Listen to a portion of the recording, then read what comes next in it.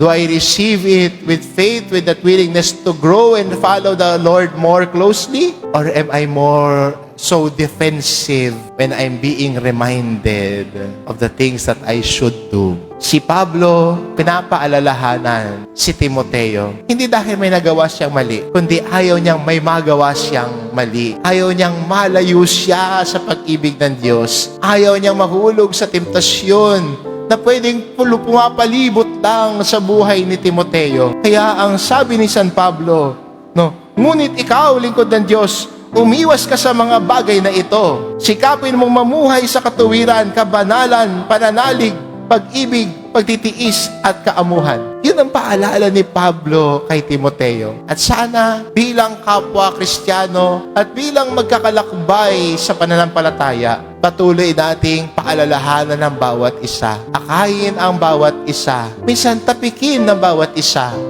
Kung minsan ay hindi na tayo kay Jesus nakatingin sa ibang bagay na. Minsan ang ating daan ay hindi na sa daan ng salita ng Diyos. Iba na ang dinadaanan. Handa tayong tapikin, handa tayong tumapik para mapaalalahanan ang kapwa, para sabay-sabay tayong sumusunod at naglalakbay kasama si Jesus. Amen.